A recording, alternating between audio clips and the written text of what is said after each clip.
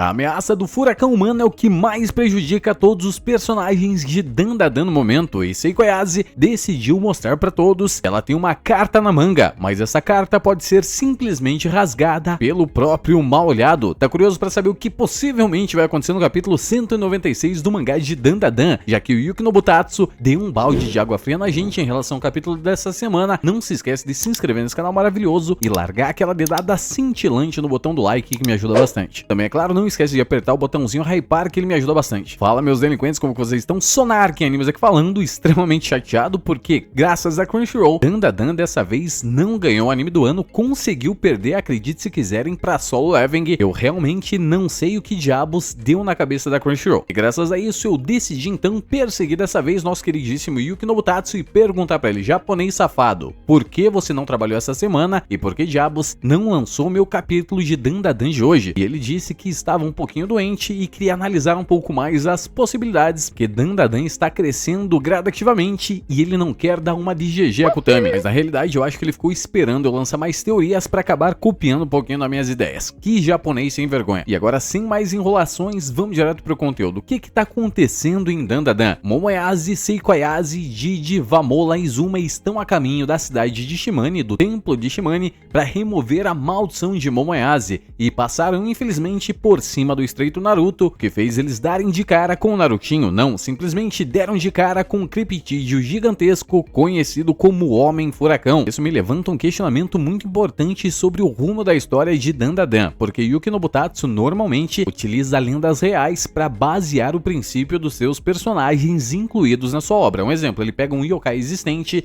e funde alguma coisa moderna e cria o seu yokai, cria o seu vilão. Mesma coisa é dos alienígenas, ele pega alguns avistamentos, alguns alienígenas catalogados, digamos assim, e coloca na sua obra, mas sempre baseado com algum relato consistente dentro da mitologia existente. Mas esse bendito criptídeo gigante que ele menciona dentro de Dandadan não existe em local nenhum. Simplesmente essa criatura foi criada do mais absoluto nada, é claro, baseada no filme Sharknado. Mas que eu me lembre, nem mesmo naquela porcaria daquele filme Sharknado possui um furacão com olhos, nariz e boca. Bom, olho todo furacão tem, então você entendeu. E isso está me deixando com uma pulguinha atrás da orelha ainda em relação a esse furacão. Talvez ele ter sido mencionado como criptídeo somente pela Momo Ayase revele que na realidade ela não saiba do que está falando e utilizou os exemplos do Okarun porque o Okarun sim saberia identificar o que é aquela criatura. Para finalizar, o avião de Momo Ayase, Seiko Ayase e os demais personagens são atacados por diversos tubarões completamente congelados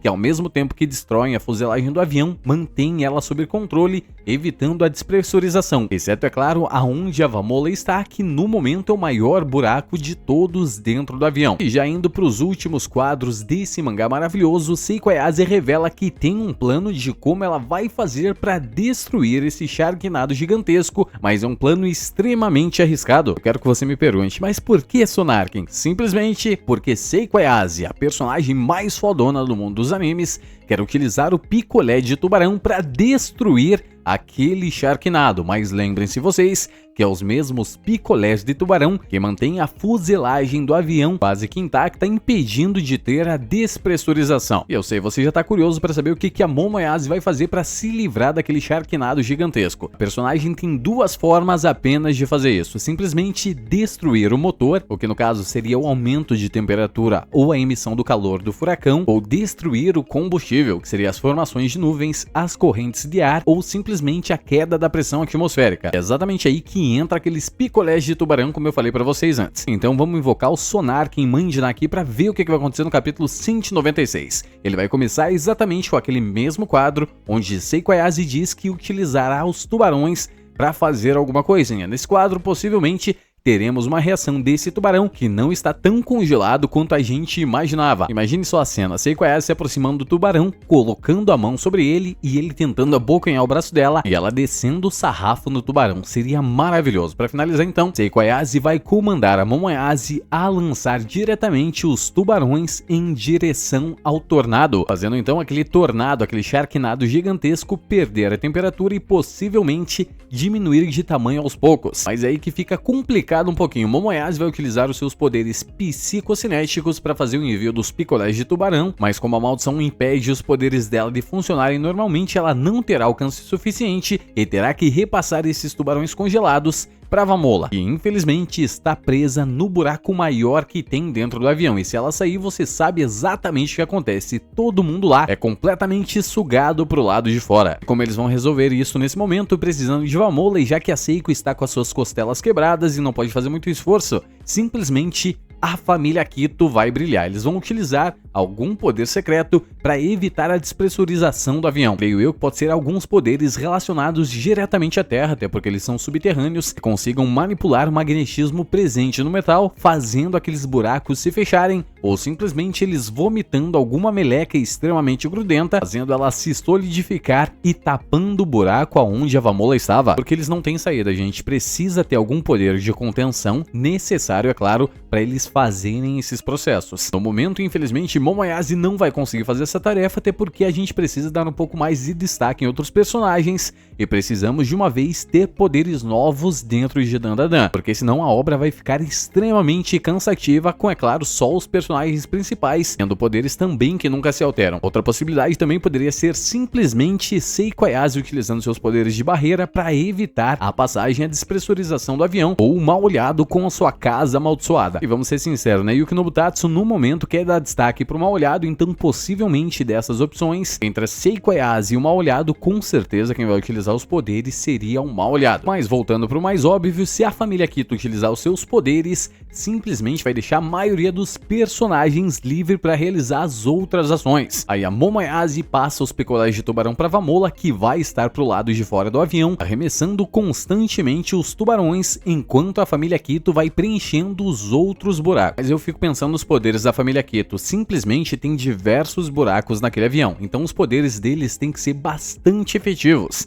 Não um poder que muita gente acha que é simplesmente a união de todos os personagens com a matriarca, fazendo então o selamento das passagens de lava, exatamente como eles faziam para sobreviver antes, quando o vulcão entrava em erupção. Mas se esse poder ser realmente o de se unir para proteger as pessoas, possivelmente alguns subterrâneos ainda estão vivos, apenas aguardando para serem resgatados. E vamos ser sinceros, né? A família Kito precisa de um pouco mais de atenção, porque a gente quase não tem menção dos personagens e sequer sabemos quais são as habilidades deles, se eles são criptídeos, se são alienígenas ou se são simplesmente criaturas vindo de outro local. Por enquanto tá indo tudo bem, né? Mas se eu te falar que no meio do caminho, assim que todo mundo estiver se ajudando lindamente, ele vai ressurgir mal-olhado, questionando por que Momoyase e os demais estão recebendo ajudas daquelas pessoas. E aí, meus delinquentes, simplesmente vai iniciar mais uma batalha maravilhosa de Vamola, Momoyase, Didi e Seiko Ayase lutando ao mesmo tempo, tentando proteger a família Kito do mal-olhado que está selando a fuselagem do avião. E como toda desgraça para pobre é pouco, o furacão vai se voltar contra eles também, até porque está sendo diretamente atacado pela Vamola. E como não tem mais o Didi para fazer a ponte de comunicação entre Momoyase e Vamola, a situação dela vai se complicar ainda mais, porque simplesmente todos os personagens de dentro do avião já vão estar ocupados o suficiente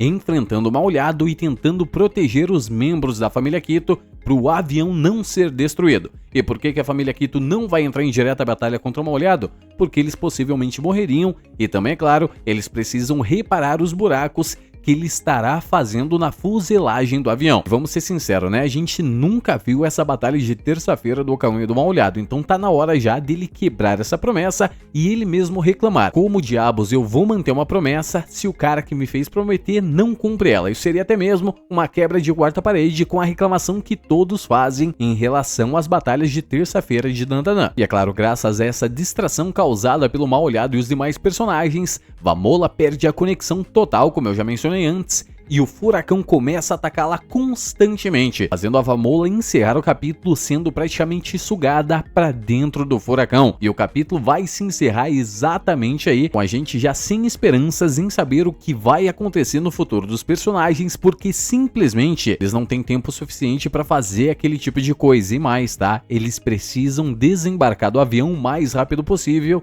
e evitar que ele retornem para a cidade de onde ele saiu, porque nesse momento o avião que está no mundo normal está retornando para o aeroporto que saiu para fazer um pouso de emergência, até porque tá tendo uma tempestade gigantesca naquele local e também houve aquela questão de passageiros simplesmente desaparecerem no meio do voo. Eu não vou me surpreender nem um pouco se simplesmente Seiko Ayase utilizar o furacão para chegar exatamente onde ela quer ou somente fazer um pouso de emergência utilizando o tamanho gigantesco de Vamola, mas é claro, isso seria somente após o capítulo 196 do mangá de Dandadan. Deixa nos comentários aí pra mim saber sua opinião, o que você acha que tá pra acontecer nesse mangá maravilhoso? Acha que o mal olhado está prestes a despertar pro mal de uma vez por todas? Ou ainda a gente vai ter aquela batalha de terça-feira porque Yuki Nobutatsu prometeu pra gente? Mas é isso, muito obrigado a todos vocês chegando até aqui, não se esquece de se inscrever nesse canal maravilhoso e largar aquela dedada amaldiçoada no botão do like e também, é claro, de apertar aquele botãozinho do hype que também me ajuda bastante. Mas é isso e sonar quem diz. Tchau!